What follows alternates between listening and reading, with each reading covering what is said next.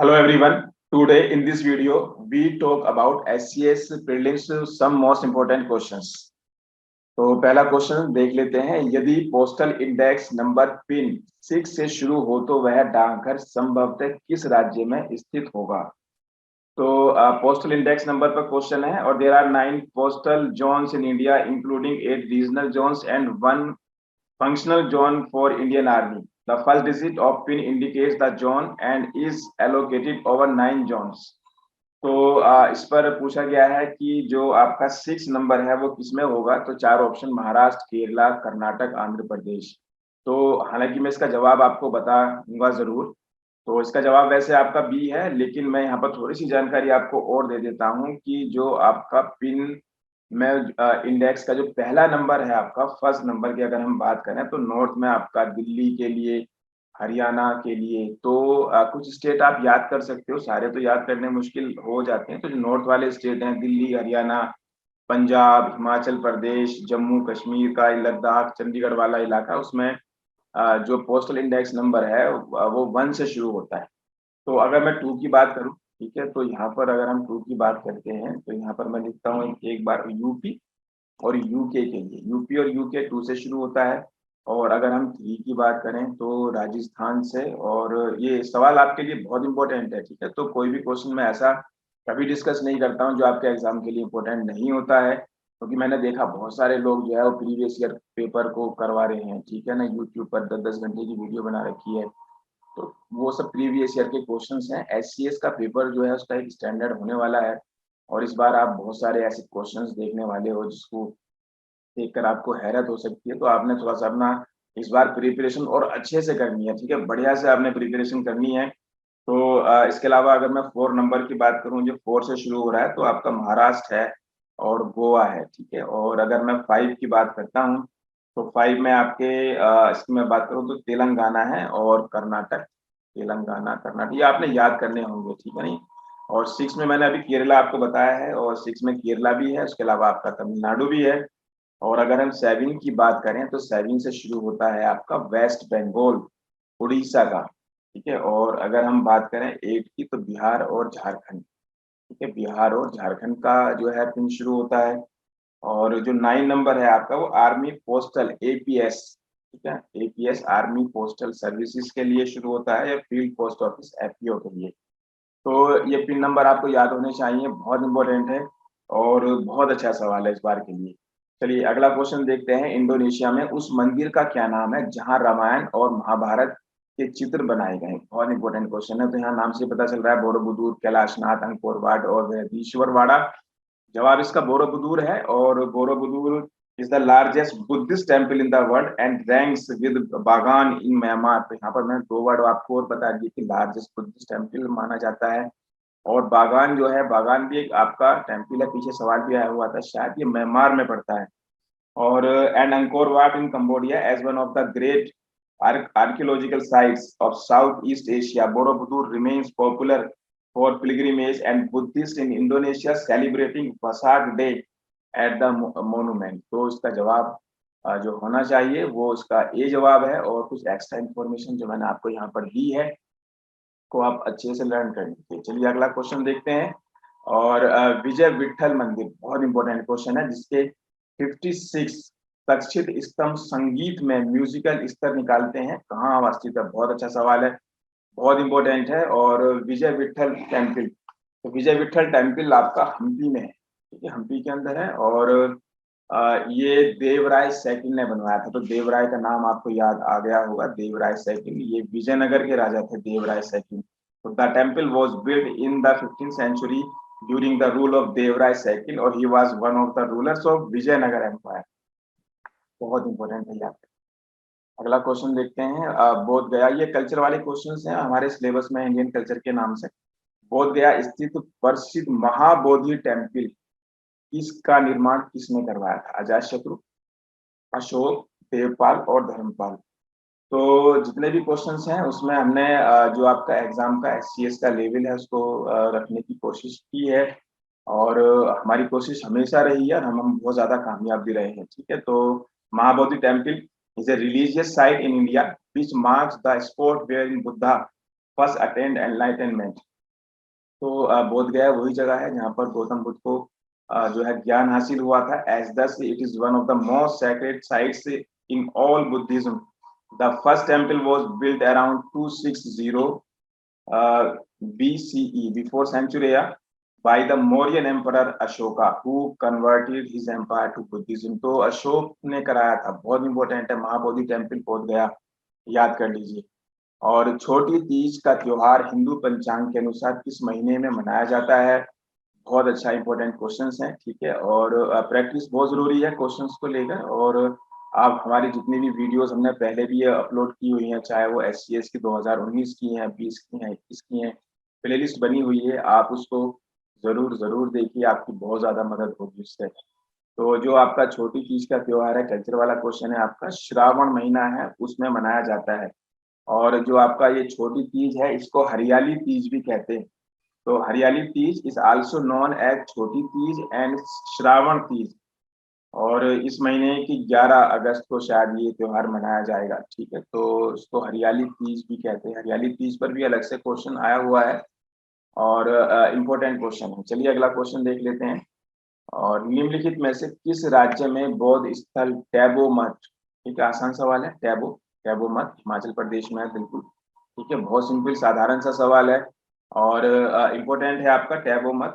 और इसमें खास बात क्या है, तो दिस मठ और monastery is known as Ajanta of Himalayas. ये इंपॉर्टेंट है आपके लिए, अजंता ऑफ हिमालयाज। पूछा जा सकता है कि कौन सा मठ है जिसको हिमालय की अजंता भी कहते हैं? तो आपका हिमाचल प्रदेश। इंपॉर्टेंट, बहुत ज्यादा इंपॉर्टेंट क्वेश्चन।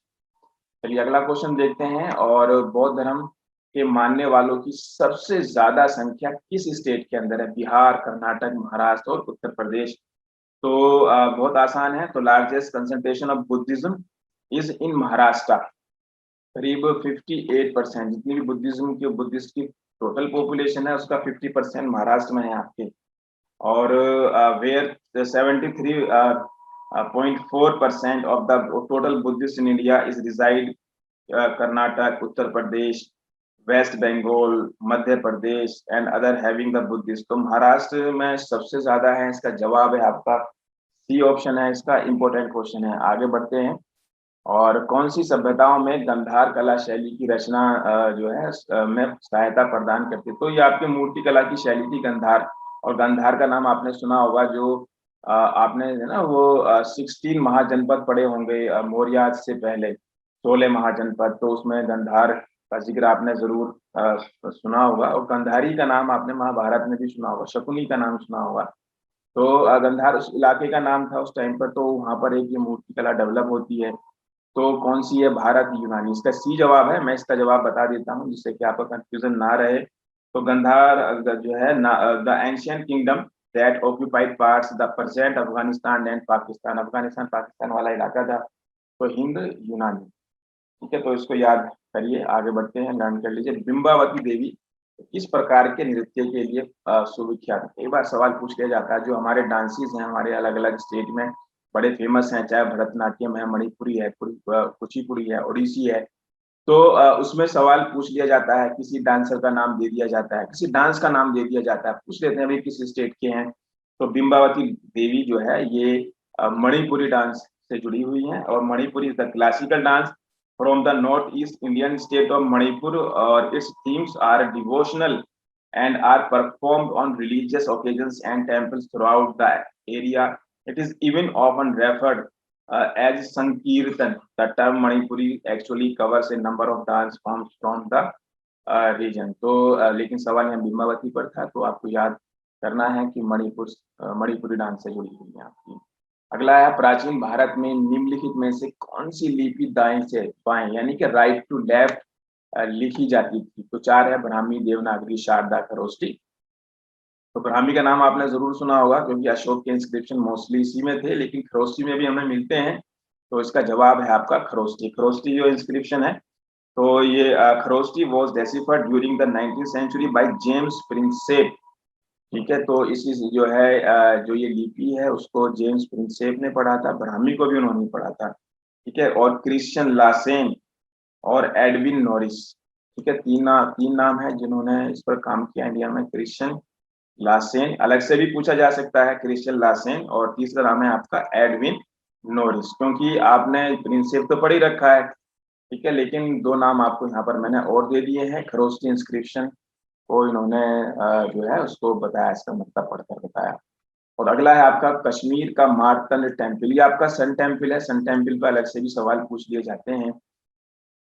तो बहुत फेमस टेम्पल है, ललितादित्य ने इसको बनवाया था, ललितादित्य ने बनवाया था, बहुत इंपॉर्टेंट है और जरूर याद होना चाहिए। हाँ, एक फैक्ट मैं और यहाँ पर ऐड कर देता हूँ, थोड़ा सा इंपॉर्टेंट मुझे ध्यान आ गया कि अशोक का कौन सा इंस्क्रिप्शन है जो खरोष्टी में है, तो मानसेरा। क्योंकि आपको पता होगा पिछली बार अशोक के इंस्क्रिप्शन पे एक सवाल आया हुआ था, ठीक है, मास की इंस्क्रिप्शन पे था, आपको याद होगा। तो मानसेरा जो अभिलेख है आपका वो खरोष्टी में है, ये आपका इंपॉर्टेंट है। तो Mansehra rock edicts are one of 33 inscriptions of edicts of Ashoka describing expansion of Buddhism and his law of piety or Dhamma. The 14 edicts contain text in Kharosthi script which is an ancient script used in Gandhara।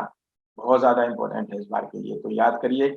और ललितादित्य पर मैं बात कर रहा था, तो वापस वहीं पर मैं आ जाता हूँ कि ललितादित्य पर क्या बातें हैं। तो ये आपका Martand sun temple also known as Pandu Laidan, तो एक और नाम है इसका मार्तंड का, पांडु लादेन। तो आपने कंफ्यूज नहीं होना है, ठीक है। तो लेडेन बोलते हैं, is a Hindu temple described dedicated to Surya and built during the 8th century CE। Martand is another Sanskrit synonym of Surya, or it is now in ruins as it was destroyed by the orders of Kashmiri ruler Sikandar Shah Miri.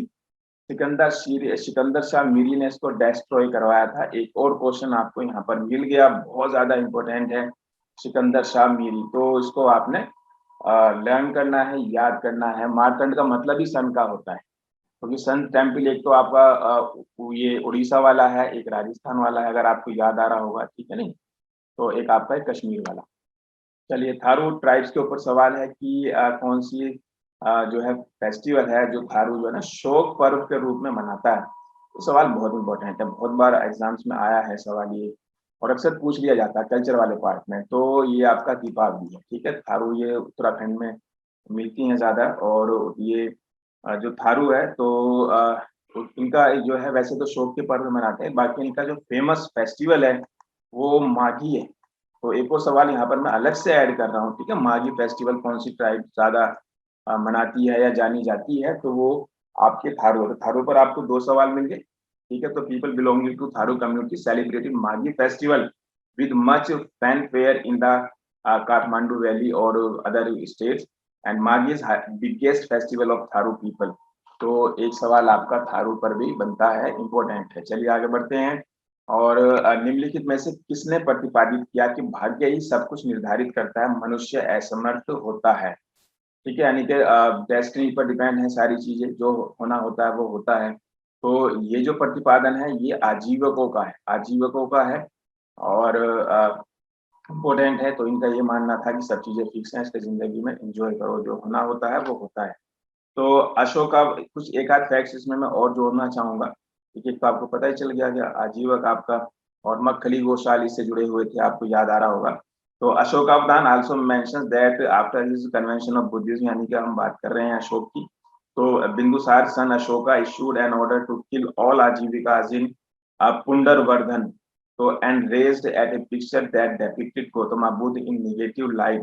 Around 18,000 followers of Ajivak sect were supposedly executed by result of this order। तो अशोक का नाम जो है अशोकावदान, एक जो आपका ग्रंथ है, ठीक है, उसमें ये हमें इंफॉर्मेशन मिलती है कि आजीवकों के साथ क्या हुआ था, ठीक है। तो वो वहाँ का सोर्स है, पूछा जा सकता है, और ये सवाल मैंने आपको एक दे दिया है। चलिए देखो, अब टाइम थोड़ा सा कम बचा है और ज्यादा वक्त नहीं रहा है, तो लास्ट वक्त में हम क्वेश्चंस को प्रैक्टिस करते हैं। तो मेरी बात आप समझ गए, मेरा मैसेज आपके पास जा रहा है। अनेकांतवाद, तो मेरी कोशिश रहेगी मैं अब आपको ज्यादा से ज्यादा 3 से 4 या 5 वीडियोस डेली मैं आपके लिए ले आऊं, मेरी पूरी कोशिश रहेगी, मैं करूंगा कोशिश। तो बीच में काफी गैप हुआ और हमें वक्त नहीं मिल रहा था, लेकिन अब कैसे भी मैनेज करके आपके लिए लेकर आएंगे। आज भी मैं और भी कई वीडियो आपके साथ डिस्कस करूंगा, आज ही मिलेंगे आपको इसके बाद ही।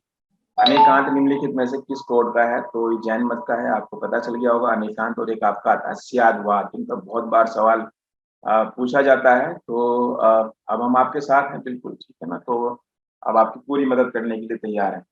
तो चलिए, तो अनेकांतवाद की मैं बात कर रहा था। तो जैनिज्म में है अनेकांतवाद और स्यादवाद, हालांकि फिलोसफी है, दर्शन है, आप जीके के लिए पढ़ रहे हो, आपने इतना डेप्थ में जाने की जरूरत नहीं जी क्या है। तो जो भी आपका दर्शन शास्त्र की बात होती है तो उनको वहीं पर छोड़ो, बस मेन फैक्ट्स याद कर लो। अगला आपका इस्लाम के संस्थापक पैगंबर मोहम्मद, तो ये भी कल्चर का पार्ट है, इंडियन कल्चर का एक बड़ा सबका इंडिया में जो है पैगंबर मोहम्मद को मानने वाले हैं। तो उनका जन्म किस वर्ष हुआ था? तो 4 ऑप्शन है, 670, 570। तो आपका 570 इनका जो है बर्थ प्लेस है। और मोहम्मद वॉज बोर्न मक्का, मक्का में पैदा हुए थे। हालांकि इंडिया में काफी लोग मानने वाले हैं, ठीक है। तो और बल्कि हिंदुस्तान की पॉलिटिक्स आपको पता है कि उसका मेन सेंटर जो है क्या रहता है, मैं उसकी बात नहीं करूंगा। तो मक्का में पैदा हुए थे, Saudi Arabia, 570। He was a deeply spiritual man and often spent time in meditation on Mount Hira. The traditional story of the Quran tells how one night in 610 he was meditating in a cave on the mountain when he was visited by angel Jibril, who ordered him to recite. तो ये पैगंबर मोहम्मद वो हैं जिनको जो है एक फरिश्ते आते थे जिनका नाम जिब्राइल था, और वो कुरान सुनाते थे और उनको रिसाइट करते थे। उस जमाने में साथ के साथ याद हो जाता था जो बोला जाता था। फिर कुरान बाद में लिखा गया। तो पैगंबर मोहम्मद, चलिए अगला देखते हैं। और बौद्ध, जैन और ब्राह्मण धर्मों में कौन सी धारणा एक जैसी है? कर्म का सिद्धांत, आत्मा का, ईश्वर का, कठोर तप का। तो कर्म का सिद्धांत जो है एक जैसा हमें मिलता है कि जो जैसा करता है वैसा फल पाता है। या मान लो जैसे अगर आप गुलाब का पौधा लगाते हो तो गुलाब ही मिलेगा आपको। आपने SCS का फॉर्म भरा तो SCS ही बनोगे, IAS नहीं बनोगे ना, आप SSC में जाओगे। तो ये कर्म का सिद्धांत होता है, ठीक है, कि जैसा करना है वैसा बनना। तो the principle of Karma, law of Karma is the notion that all life is governed by system of cause and effect, action and reaction, in which our deeds have corresponding effects of the future. Karma is a precise science और it is a universal law. Important है आपका, बहुत ज्यादा important है, learn कर लीजिए। और अगला क्वेश्चन देखते हैं, सिखों के धार्मिक स्थलों में से कौन सा स्थल भारत में नहीं है? तो बहुत आसान है ये भी, ननकाना साहिब जो है आपका ये पाकिस्तान में लाहौर वाले इलाके में है, क्योंकि जो है आपका ये ननकाना डिस्ट्रिक्ट है। तो Nankana Sahib is city and capital of Nankana Sahib district in Punjab province of Pakistan. और it is named after the first guru of Sikh, Guru Nanak, who was born in city and first began preaching here. Nankana Sahib is the most important religious site for Sikh religion. बहुत ज्यादा important है, ठीक है, याद करना है। और सिख गुरु वैसे भी इम्पोर्टेंट होते हैं। और गुरु नानक पर पिछली बार भी SCS में सवाल था, अगर आप पेपर देखोगे तो आपको मिलेगा। जपजी साहिब आपको याद आ रहा होगा, शायद उस पर कोई सवाल पूछा हुआ था या कोई और था सवाल गुरु पर, आप देख लीजिएगा। चलिए, गुरु गोविंद सिंह द्वारा खालसा पंथ की स्थापना कब की गई? ये भी बड़ा आसान सवाल है। तो आपको याद होगा औरंगजेब के जमाने में थे गुरु गोविंद सिंह, ठीक है नहीं। और 699 उस वक्त औरंगजेब का राज होता था, ठीक है। 1707 तक औरंगजेब ने राज किया था, ये बात आपको पता है, ठीक है। तो Khalsa refers to both a community that considers Sikhism as its path as well as a spherical groups of initiated Sikhs. The Khalsa tradition was initiated 1699 by 10th Guru of Sikhism, Guru Gobind Singh, और its formation was key event in the history of Sikhism। बहुत ज्यादा important है, चलिए याद करिए इसे भी। आगे बढ़ते हैं। और बस अब कमर कस लो, SCS निकालना है, किसी भी कीमत पर निकालना है, हर हालत में निकालना है। और अब हम भी आपके साथ आ गए हैं, यूट्यूब के जरिए आ गए हैं, बिल्कुल आ गए हैं ईमानदारी के साथ, ठीक है ना। और पिछली जितनी वीडियोस हैं वो जरूर आप देखते रहो। और अब आपको बहुत ज्यादा 19 से ज्यादा वीडियो मिलने वाली है। पश्चिम बंगाल में फर्शों पर चित्रकारी का कौन सा रूप प्रसिद्ध है? और ये पेंटिंग्स है आपकी वेस्ट बंगाल की, बहुत ज्यादा है। असल में रंगोली है, असल में अल्पना बोलते हैं इसे, ठीक है। रंगोली जो पश्चिम बंगाल की, वेस्ट बंगाल की आपकी रंगोली है। तो in West Bengal rangoli is known as alpana. बहुत इंपॉर्टेंट है कल्चर वाले पार्ट पर। अगला क्वेश्चन देखते हैं। और निम्नलिखित में से युद्ध संबंधी डांस कौन सा है? ठीक है, तो 4 है, कथकली, मेघालय का बम्बू डांस, मयूरभंज का छाओ, पंजाब का भांगड़ा, ठीक है। युद्ध से जुड़ा हुआ है, ठीक है, वॉर से जुड़ा हुआ है। तो ये है आपका मेघालय का बैम्बू डांस, इसको चिरियो भी बोलते हैं, CHERAW, चिरो। So Chiro dance is characterized by the use of bamboo staves and which is kept in cross and horizontal forms on the ground, while the male dancers move these bamboo staves in rhythmic beats. The female dancers perform by stepping in and out of the bamboo blocks. तो बहुत important question है, इसको भी आपने तैयार करना है और अच्छे से प्रिपरेशन करनी है। और इसके बाद अगला पार्ट जो है थोड़ी सी देर में आपके पास आ जाएगा, शाम तक से पहले आपको मिल जाएगा, ठीक है। और मेरी कोशिश है कि मैं अब आपके लिए थोड़ा सा क्या बहुत ज्यादा वक्त निकालने वाला हूँ, ठीक है। तो आप लगातार इन्हें देखते रहो, इनसे आप नोट्स बनाते रहो, ठीक है, और इनको लर्न आप कर लो। आप देखना आपको को उम्मीद से ज्यादा बेनिफिट मिलेगा आपके एग्जाम में। चलिए फिर मिलता हूँ आपसे। Thank you very much.